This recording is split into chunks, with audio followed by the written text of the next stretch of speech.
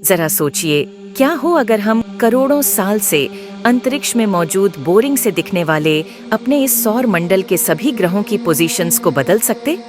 सोचो, अगर बृहस्पति सूर्य के पास होता या पृथ्वी ने मंगल की जगह ले ली होती तो क्या होता। नमस्कार दोस्तों, आज हम कुछ वाकई में दिलचस्प और हैरत अंगेज करने वाले हैं। हजारों सालों से हमने कभी भी ग्रहों की पोजीशंस को बदलते हुए नहीं देखा, लेकिन सोचिए, अगर हम इन ग्रहों को उनकी साइज के अनुसार अरेंज कर दें तो क्या होगा। इस वीडियो में हम करेंगे ग्रहों का रीअरेंजमेंट, सबसे बड़े से सबसे छोटे तक, और फिर उन्हें वापस से फ्लिप करेंगे सबसे छोटे से सबसे बड़े तक। क्या यह पृथ्वी को प्रभावित करेगा और क्या हमें रहने के लिए कोई नया ग्रह मिल पाएगा, जानेंगे आज की इस दिलचस्प वीडियो में। लेकिन वीडियो शुरू करने से पहले अगर अभी तक आपने हमारे इस चैनल इंस्टाग्राम को सब्सक्राइब नहीं किया है तो तुरंत सब्सक्राइब करके बेल आइकन का बटन दबा दीजिए ताकि आपको भी हमारी नई वीडियो की जानकारी मिलती रहे। तो चलिए शुरू करते हैं विस्तार से।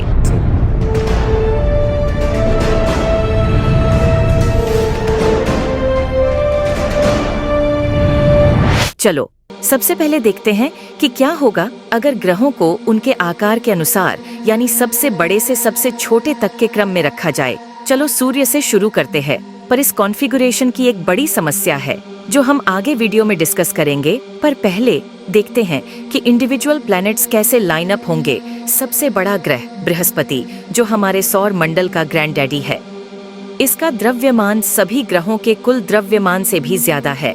अगर इसे बुध की जगह पर शिफ्ट किया जाए तो यह सूर्य से सिर्फ 1/10 की दूरी पर होगा। पागलपन लग रहा है ना?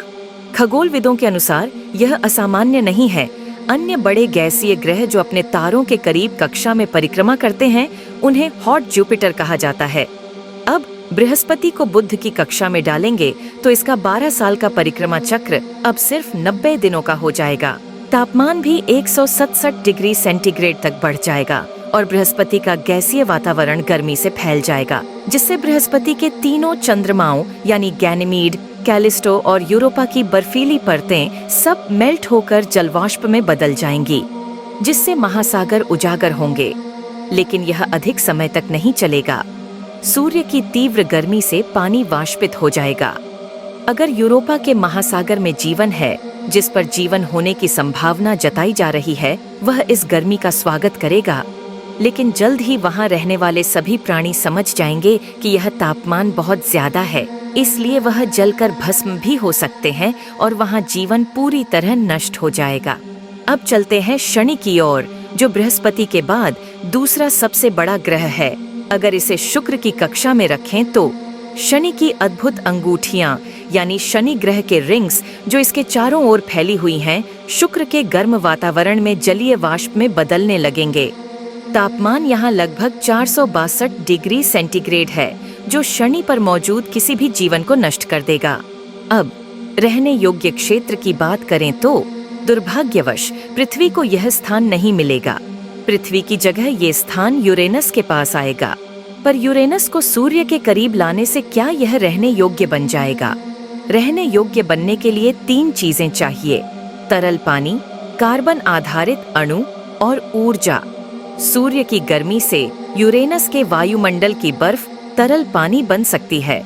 कार्बन आधारित अणु भी यूरेनस के वायुमंडल में हैं और इसलिए संभावना है कि इस नए स्थान पर अधिक ऊर्जा उपलब्ध होगी। यूरेनस का झुका हुआ ध्रुवीय अक्ष इसे एक असामान्य ग्रह बनाता है, लेकिन यदि इसे पृथ्वी की कक्षा में रखा जाए तो यहाँ पर मौसम अत्यधिक चरम पर होंगे। एक ध्रुव पर 6 महीने की धूप और फिर 6 महीने की अंधेरी रात होगी। यह किसी भी प्रकार के जीवन के लिए आदर्श स्थिति नहीं होगी और अपने हैबिटेबल जोन में होने के बाद भी यह ग्रह जीवन रहित ही रह जाएगा। यूरेनस का अत्यधिक उच्च वायुमंडलीय दबाव और सतह की कमी के कारण यह पृथ्वी 2.0 नहीं बन पाएगा। शायद यूरेनस के चंद्रमा रहने के लिए बेहतर स्थान हो सकते हैं। अब बारी है नेपट्यून की, जिसे मंगल की कक्षा में रखा जाएगा। नेपट्यून की ठंडी और तीव्र हवाएं जो 2000 किलोमीटर प्रति घंटे के हिसाब से चलती है और जो हमारे सौर मंडल में सबसे तेज हैं, मंगल की ठंडी और शुष्क जलवायु में और अधिक चरम पर हो जाएंगी। यह अब पृथ्वी के 165 वर्षों के बजाय सिर्फ 2 वर्षों में सूरज के चारों ओर घूमेगा। लेकिन नेपट्यून अपने हिंसक तूफानों के लिए जाना जाता है और इस नई पोजीशन में इसके तूफान और भी बुरे हो सकते हैं। ये यहाँ पर किसी भी संभावित जीवन के लिए बहुत ही कठिन परिस्थितियाँ होंगी, लेकिन हमारे पास इसके लिए समय नहीं है क्योंकि हमने अभी और ग्रह भी चेक करने हैं। अब आते हैं पृथ्वी पर। अगर इसे शनि की कक्षा में रखा जाए तो यहाँ पर तापमान अत्यधिक ठंडा होगा, महासागर जम जाएंगे और जीवन के लिए आवश्यक तरल पानी विलुप्त हो जाएगा।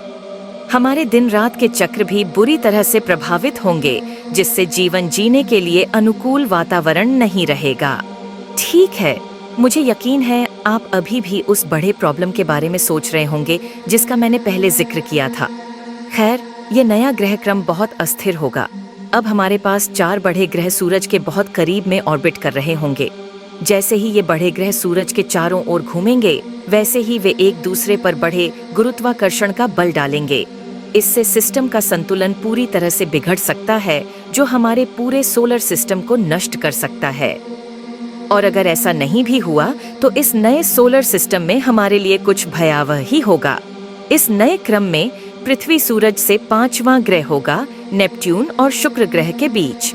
अब अगर पृथ्वी नेपट्यून के बहुत करीब ऑर्बिट करने लगे तो शायद हम नेपट्यून ग्रह के 15वें चंद्रमा बन सकते हैं। सूरज से इतनी दूर होने के कारण हमें कम ऊर्जा मिलेगी, हमारी सतह का पानी जम जाएगा और पृथ्वी की सतह पर मौजूद सभी जीवन खत्म हो जाएगा, जिसमें आप भी शामिल हैं। केवल कुछ जीव जो पृथ्वी के गहरे समुद्र के हाइड्रोथर्मल स्टेज में रहते हैं, हमारे कोर द्वारा गर्म किए जा सकते हैं। अब बात करते हैं पृथ्वी के बाद आने वाले ग्रहों की। पृथ्वी के बाद शुक्र ग्रह आएगा, फिर मंगल और फिर बुध। सूरज से इतनी दूर होने के कारण इन तीनों ग्रहों पर तापमान कम हो जाएगा। शुक्र के सल्फ्यूरिक बादल संघनित होकर अम्लीय वर्षा, सल्फ्यूरिक अम्ल की बर्फ और कार्बन डाइऑक्साइड की बर्फ बना सकते हैं। मंगल और बुध, जिनके पास वातावरण नहीं है, ठंडे आइस बॉक्स की तरह हो जाएंगे। आई नो, इनमें से कोई भी बात अच्छी नहीं लग रही।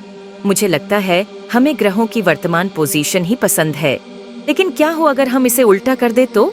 क्या हो अगर हम ग्रहों को सबसे छोटे से सबसे बड़े क्रम में रखें तो?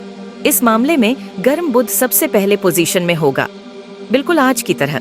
दूसरी पोजीशन में मंगल होगा जो गर्म हो जाएगा, जिसका औसत तापमान 29 डिग्री सेंटीग्रेड तक पहुंच जाएगा, जो किसी भी सतही पानी को वाष्पित कर देगा और कार्बन डाइऑक्साइड को मिट्टी और बर्फीले कैप्स में छोड़ देगा। क्या इससे एक मोटा वातावरण बनेगा? शायद नहीं, क्योंकि वातावरण संभवतः मजबूत सौर हवाओं द्वारा हटाया जा सकता है। अब हम पहुंचते हैं अपने खुशहाल स्थान यानी अपने हैबिटेबल जोन में। क्या शुक्र ग्रह को हैबिटेबल जोन में लाने से जीवन पनपने की आदर्श स्थिति बनेगी? माफ करना दोस्तों, ऐसा बिल्कुल भी पॉसिबल नहीं होगा। शुक्र थोड़ा तो ठंडा हो जाएगा, लेकिन इतना नहीं कि वो तरल पानी बनाए रख सके जो रहने के लिए जरूरी है, क्योंकि शुक्र ग्रह का कार्बन डाइऑक्साइड युक्त वातावरण एक तीव्र ग्रीन हाउस प्रभाव से गर्मी बनाए रखता है और शुक्र की सतह पर पानी नहीं है और वातावरण में बहुत कम जल वाष्प है। यहाँ तक कि अगर कोई धूमकेतु भी यहाँ पानी पहुँचाए तो अपने गर्म वातावरण के कारण वह पानी भी गर्मी में वाष्पित हो जाएगा। और पृथ्वी के बारे में क्या ही कहे। खैर, हम चौथी पोजीशन में होंगे। इसका मतलब हमें आज की तुलना में सूरज की आधी रोशनी मिलेगी। ये ज्यादा बुरा नहीं है, है ना? दुर्भाग्यवश इसका मतलब है कि हम ठंड में जम जाएंगे, पर हमारे दोनों ध्रुवों में शायद कुछ छोटे जीव जीवित रह सकते हैं, लेकिन मनुष्यों के पास ऐसा कोई मौका नहीं होगा। इसीलिए पृथ्वी तो वैसी बिल्कुल भी नहीं रहेगी जैसी आज है। 5वें स्थान पर नेपट्यून होगा, जो अब की तुलना में सूरज के करीब होगा, लेकिन अब नेपट्यून का गुरुत्वाकर्षण क्षेत्र कुछ क्षुद्र ग्रहों को पृथ्वी की ओर बढ़ने से रोक सकता है। यह एक खूबसूरत रात के आसमान का भी निर्माण करेगा, जिसमें नेपट्यून चांद के बाद सबसे चमकदार होगा। इसके बाद शनि और यूरेनस अपनी जगह बदलेंगे, जिससे यूरेनस अंदर आएगा और शनि बाहर जाएगा। शायद इससे बहुत ज्यादा बदलाव नहीं होगा। जुपिटर 5वें स्थान से 8वें स्थान पर चला जाएगा, जिससे यह सूरज से पहले की तुलना में 6 गुना अधिक दूर होगा। यह एक बड़ा बदलाव है। जुपिटर पर एक साल अब पहले की तुलना में लगभग 14 गुना लंबा होगा, जो 12 पृथ्वी वर्षों से बढ़कर 165 हो जाएगा। इसका हाइड्रोजन और हीलियम युक्त वातावरण लगभग वैसा ही रहेगा।